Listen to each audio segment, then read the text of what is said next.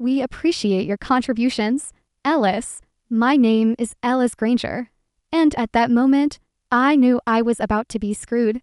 43 years old, 10 years with Meriton Global Logistics in Denver. And Chairman Randall Bloom had never used that tone with me before.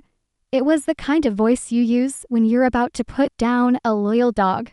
I sat in the mahogany boardroom at 3 p.m. on a Thursday, still wearing the travel dust from flying back early from Houston just 3 hours prior. I had just shaken hands with Continental Shipping CEO, having closed our biggest contract to date, 18 months, $12 million in revenue. They had even specifically requested me to handle their account personally. My phone had been buzzing with congratulations from the team all morning. Now, Bloom was looking at me as if I'd somehow disappointed him. Strategic growth presentation. The Outlook invite had called it mandatory attendance. I should have realized something was amiss when my assistant, Jonna, couldn't look me in the eye as she handed me the printed agenda. 22 years she'd been with this company, and she always knew which way the wind was blowing before or anyone else. The other board members sat stiff as mannequins round the table. Gregory Williams, our CFO, kept checking his watch. Patricia Hayes, head of operations, studied her fingernails as if they held the secrets of the universe. None of them would meet my eyes. I had built something here. When I started, Meriton was pulling in maybe $30 million a year, barely scraping by on local freight contracts and warehouse storage regional stuff. Small time, I changed that.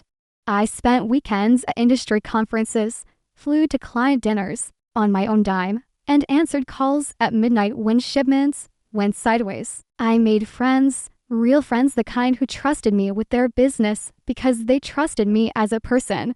Continental Shipping, Morrison Manufacturing, Hartwell Industries. These weren't just accounts on a spreadsheet. These were relationships I had nurtured for years, built on handshake deals and kept promises. Bloom shuffled his papers and cleared his throat. We have some exciting news to share about the future direction of the company. I felt that familiar knot in my stomach, the same one I got the day my ex-wife told me she'd been thinking about us. The same one I got when my father called to say the doctors found something on his scan. That's sick. Certainty that everything was about to change, and not for the better. Through the floor-to-ceiling windows, I could see the Denver skyline stretched out under an October sky. 10 floors down, traffic moved like blood through arteries, normal people living normal lives, unaware that mine was about to get turned upside down. Bloom smiled. It didn't reach his eyes. I came to Meriton straight out of the Army, 20 years old, with a logistics background and no idea what I wanted to do with my life. My father had worked construction his whole life, came home every night with concrete dust in his hair and steel in his spine. He taught me that work was about more than a paycheck. It was about building something that lasted, find something you can take pride in. He told me the day I got discharged. Something that matters. Logistics mattered. Moving goods from point A to point B sounds simple until you factor in weather delays, customs hold-ups, driver shortages, and equipment failures. I was good at solving problems, better at building relationships. Within 5 years, I was handling our biggest accounts. Within 10, I was bringing in clients nobody else could touch. Bloom had been different back then. Hungrier, he used to walk the warehouse floor, knew every driver by name, and understood that business was built on trust. Somewhere along the way, he started spending more time in corporate retreats and industry galas, talking about synergy and market positioning instead of getting his hands dirty. The warning signs had been there.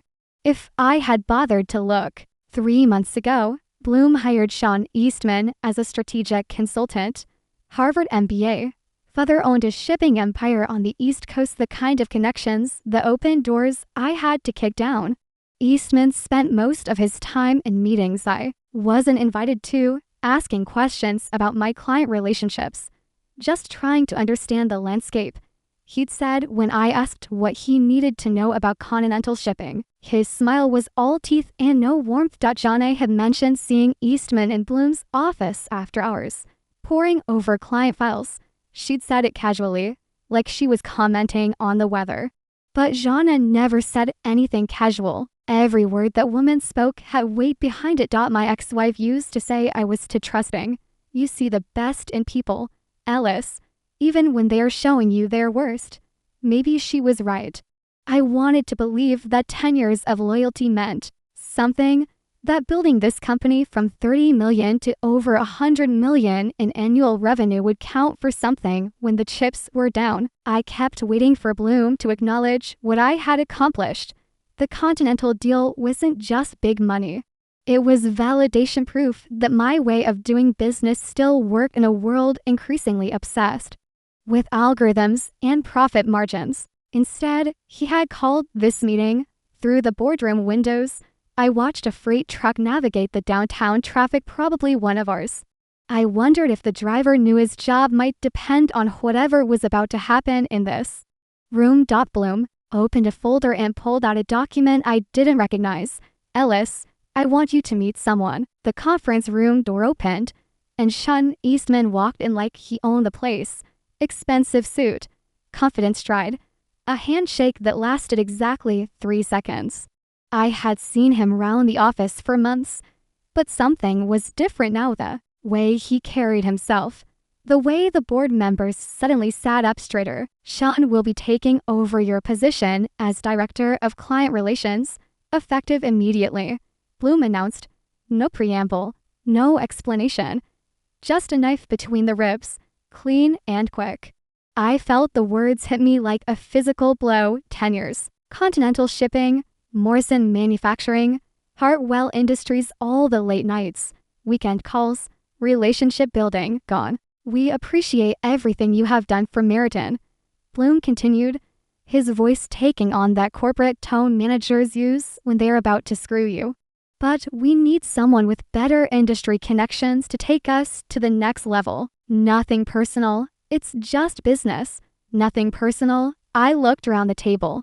Williams wouldn't meet my eyes. Hayes was studying her phone as if it held the secrets of the universe. These people had smiled at my birthday parties, shaken my hand when I closed deals, told me I was family. Family doesn't do this. The transition will be seamless, Eastman said, his voice smooth as silk. I have already reached out to several key accounts to introduce myself. Continental was very receptive to the change. That stopped me cold. Continental was very receptive. The same Continental whose CEO, Tom Morrison, had personally requested that I handled their account. The same Tom who had invited me to his daughter's wedding last spring, who called me Alice instead of Mr. Granger, who trusted me with his company's most sensitive shipments. I stood up slowly, straightened my tie, and looked Bloom directly in the eye.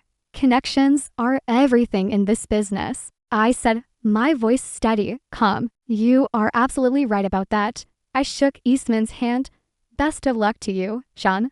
I'm sure you will do just fine. Then I walked out. In the elevator, I pulled out my phone. 3 missed calls from Tom Morrison. A text from Jana, cleaning out your office. Sorry, Alice. The elevator descended past floors of people who thought they knew how business worked, past cubicles full of ambitious young professionals who believed that loyalty and hard work were enough, past a reception desk where visitors came to meet with a company I had helped build from the ground up. By the time I reached the parking garage, I was already planning my next move. Connections are everything. They were about to learn exactly what that meant. I spent Thursday night in my home office, surrounded by 10 years of business cards, client files, and contracts. My house felt too quiet without the constant buzz of work calls and email notifications. Jana had boxed up my personal items and left them by my front door with a note. They changed the locks. Sorry, 22 years with the company. And they locked out my assistant for helping me. Friday morning, I called Tom Morrison at Continental Shipping. He answered on the first ring. Ellis, thank God. I've been trying to reach you since yesterday. Some guy named Eastman called, claiming he was taking over our account. I told him to go to hell.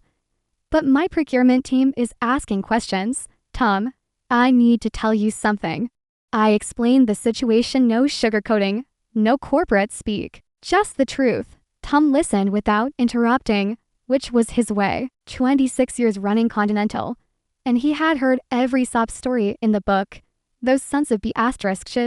He said when I finished, after everything you have done for that company, I'm starting my own firm. I told him, Granger Logistics. Same service, same team, just without the politics. Count us in. I'll have legal draft a termination letter for Meriton today. One down. I called Patricia Hoffman at Morrison Manufacturing next. She had been with Morrison for 15 years. Worked her way up from shipping clerk to vice president of operations. We had solved a dozen crises together. From dock worker strikes to hurricane delays. They did what? She said when I explained, Ellis, that company would be nothing without you. Morrison Manufacturing is pulling our contract immediately. To down. By lunch, I had talked to 8 of my major clients. 7 were ready to jump ship with me. The 8th, Hartwell Industries, wanted to meet in person before making any decisions. That should have been my first warning. I drove to Hartwell's headquarters in the tech center, expecting a routine conversation with their logistics manager, Dave Chen. Instead, I found myself sitting across from their new procurement director, some kid who looked fresh out of business school. Mr. Granger, I appreciate you taking the time to meet with us, he said, consulting a tablet like he was reading from a script. However, Hartwell Industries has decided to honor our existing contract with Meriton Global Logistics. Mr. Eastman presented a very compelling case for continuity. My blood went cold. Mr. Eastman was here yesterday afternoon, right after you were terminated. Actually, he had some interesting insights about client poaching and breach of fiduciary duty. The kid slid a document across the table. Legal letterhead. Hartwell was not just staying with Meriton. They were threatening to sue me if I contacted any of their employees about logistics services.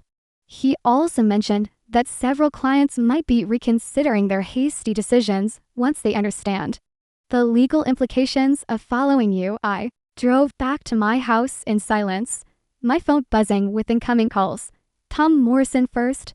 Ellis, my legal team is getting pushback on the contract termination. Meriton is claiming breach of contract, threatening to sue for the full value of our agreement 18 months at $12 million. My board is getting nervous. Patricia Hoffman called 20 minutes later with the same story. Meriton was playing hardball, threatening legal action against any client who tried to follow me. Eastman had spent the morning visiting my biggest accounts, armed with lawyers and veiled threats. By evening, 5 of my 7 confirmed clients had called back to apologize. It's not personal.